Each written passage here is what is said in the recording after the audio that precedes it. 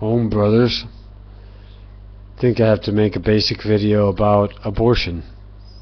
And brothers know certainly what position we're in on the so-called abortion debate. You know, they call it abortion if it's somebody else. They call it a fetus if it's not yourself. The second the tables turn onto yourself, hey, how fit are you? Oh no, we have to feed you, we have to clothe you. Oh, maybe you're a burden. Oh, maybe you're sick, maybe you're missing a part of your body. No, I'm sorry, we'll have to kill you. Certainly you're not pro-abortion anymore.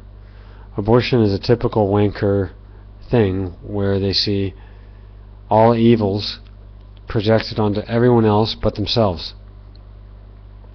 They think all this evil stuff they're talking about is only going to happen to somebody else. And that's the only way they can accept this idea of abortion, is that it's going to happen to somebody else other than themselves.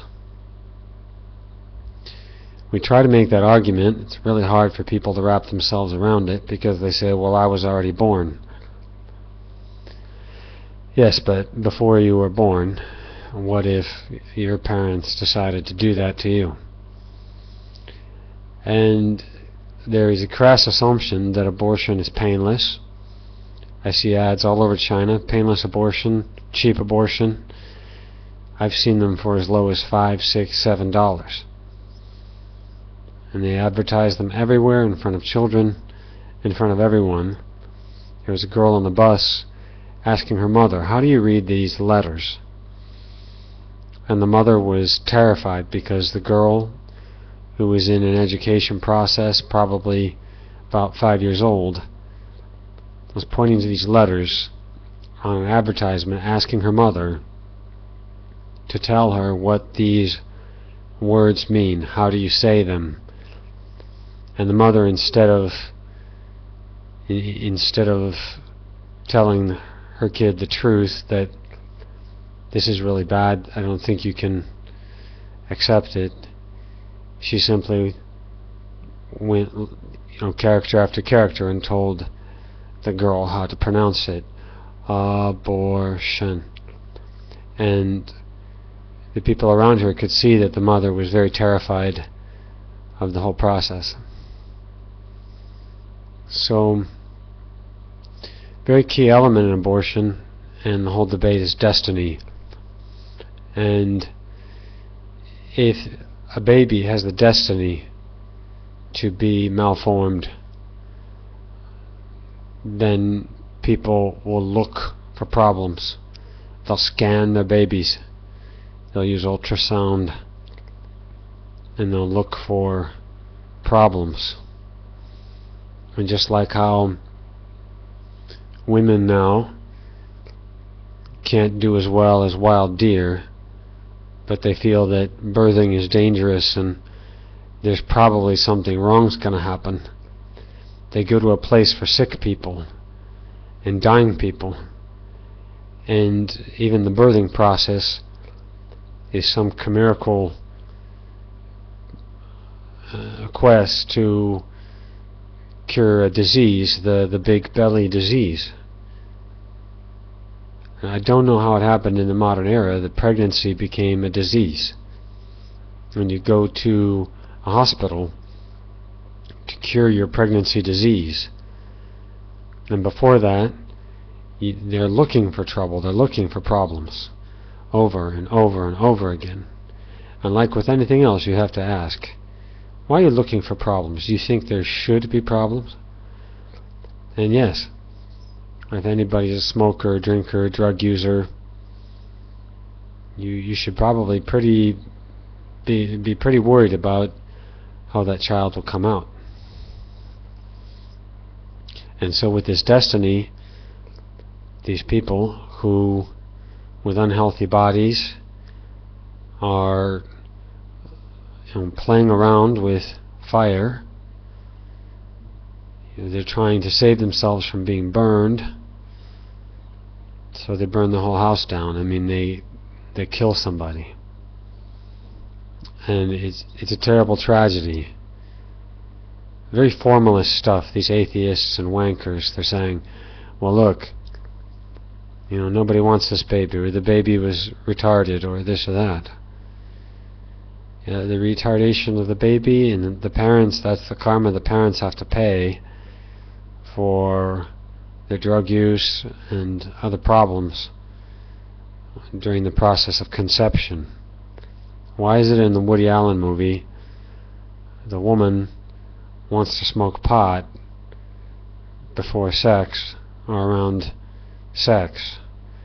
Why is it a Spanish man I know tells me half of the births in the world are the result of wine, people getting drunk? I don't believe that. Maybe it's true, but I don't believe that.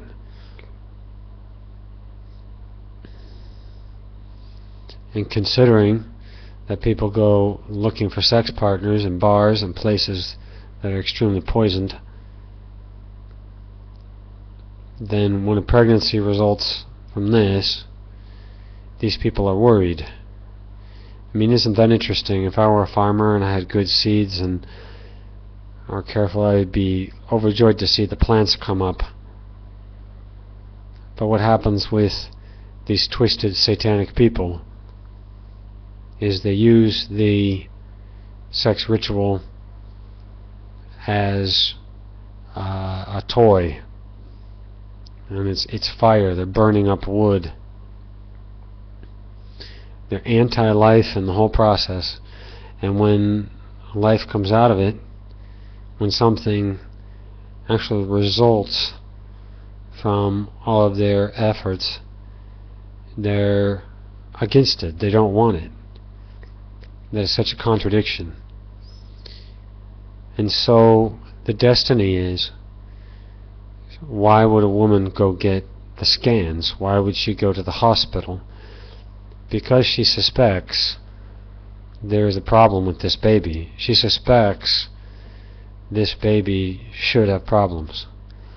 And what's interesting about the world is quantum physics, Schrodinger's cat. That's what the baby becomes. The baby becomes Schrodinger's cat.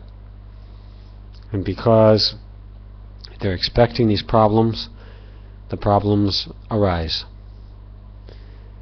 Then you have people in the countryside who get married and they're traditional, and just like everything on the farm, they see how the seeds create life, and they're not upset about having a baby, they're excited about the baby.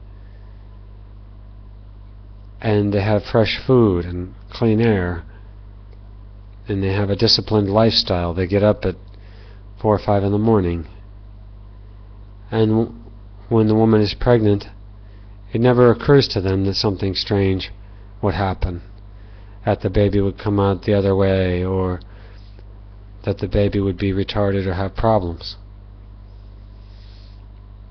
So there is a whole new list of YouTube videos of women who I think are very courageous, who are showing themselves birthing babies at home with no so-called assistance, and not even a midwife, and just simply birthing the baby. The time from the actual head starting to come out until the baby is born is around 4 minutes. When people watch the video, in all the comments they say, "What a miracle, I can't believe you had a baby so easily." But a pure, good, natural woman will have an easy birth, and she has no suspicion that there are problems. She doesn't go looking for problems. Again, Schrodinger's cat is, if you're scanning, the scan itself is radiation being put upon a rapidly multiplying, rapidly growing human being. The scan itself will create deformations. And this is why Karanami says, if any of her followers get pregnant, do not scan the baby. And she repeated several times, this is the most horrible thing you could do. And I remember the followers thinking, wow, that's something I've never heard before.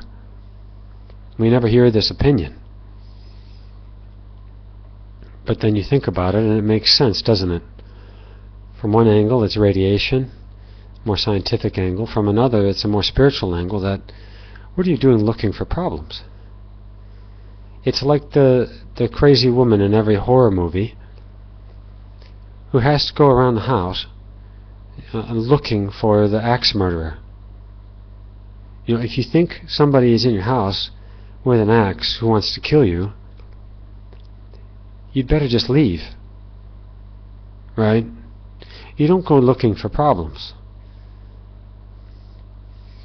Now, in the abortion debate, they're saying, what happens if they find problems on the scan? That shouldn't be happening. Look, you don't scan it, you don't do anything, you naturally have the babies. If the babies come out and there's a problem, that's the karma of the parents. And they should not be taking out the evil of their actions upon this newborn life. Now, if having a retarded or disfigured baby is bad, then this means for society we have to go around and kill people who are retarded or who are disfigured. If we say babies are dependent, then that means that the woman has a right to do whatever she wants with the dependent. There's a huge section of society that is dependent on everyone else. And in fact, kids are completely dependent on their parents for a very long time. And then when we get old, we're dependent upon our family and our caregivers. And are we to say that we have to kill all those people? And the whole idea that a fetus turns into a human being at the point it comes out of the female is a Talmudic idea. It is not a Christian idea. It is not a European idea. Europeans never had that idea that some magical change happens outside the womb where a thing becomes a human. It's preposterous. And then you have pain studies, all of these concrete and materialistic methods of measuring that yes, babies are extremely sensitive beings. They're much more sensitive to pain, and they're much more sensitive to emotional shifts, and I would imagine energetic fields and everything else. And the time concept in their head, 1 minute is like 1 year of our lives today. And therefore, why would we think that a baby just out of the womb would feel intense pain more than ourselves, but then in the womb feels absolutely nothing? And I am absolutely disgusted by these abortion videos on YouTube saying, how do we get quote-unquote proper abortions to women? Oh, it's so hard on the woman having the abortion. Oh, it's so painful for the woman to decide. To put it bluntly, it's really painful for me to decide to smash your face in. Is that proper argumentation? This is going to hurt me more than it's going to hurt you. That last statement is a valid statement from a man who's giving proper discipline to his children. But if it's not proper, if it's not discipline, if there's no justice to it, then that means the person is committing a crime. And we never say that the person committing the crime is going through so much pain and therefore they are the victims. It's preposterous. They are victims. Sinning is hell. But the real victim, of course, is the one they're killing. It is very difficult to kill a human being. It is not a simple process. An abortion is not something that can ever be painless, quick, or easy. It is to take something with a ton of energy and vibrance to try to bring it from 1,000 points high all the way down to the ground at 0. And how you suck that life out of a human being happens from cutting up the baby alive and sucking it out with a vacuum hose. That is your typical abortion. They say something like 90-95% of abortions are done around 12 weeks. That's a human being about the size of your fist. And if it were smaller, if he or she were smaller, I would think it would be more painful and it would be more difficult. So this is what I see about the abortion debate. These are the angles that I see.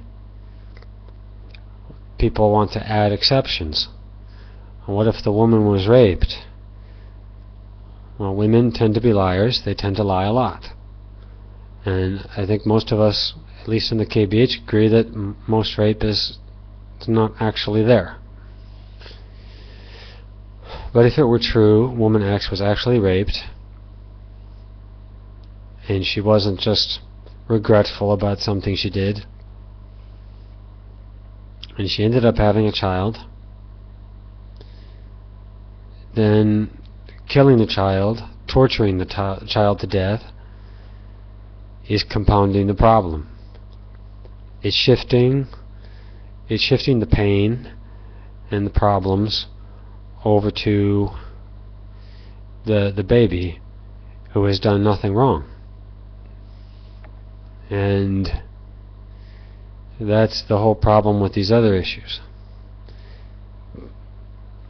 Generally, at the KBH, we are naturalists. That means God has a plan, nature has a design, and you'll find some things are very difficult to do because you're going against God and nature, and some things are very easy because you hear the call, you understand the plan, and you go along with it. The design of the human body, the design of the creative function is to create human beings. Doing anything else is to be playing with fire, and it is a kind of sending yourself to hell or even suicide. And if a baby is born and the baby is very weak, and this is a tragedy, it's definitely a problem with the parent's health, I would think. But in the past, they would allow the child to die. And I think this is going along with nature as well. So as whereas we don't say, kill a baby, or even kill a baby by neglect, nowadays when there is immense unnatural methods for surgery, cutting, sewing, drugs, and these things to save babies who have half a heart or who have immense problems that should die, they're going against nature, going against God, and trying to keep a life going that was destined to just drop away. And so I think in all cases we need to follow nature and accept nature's judgment. Now, if you have any questions or anything you want to add to this, please comment below. And Om.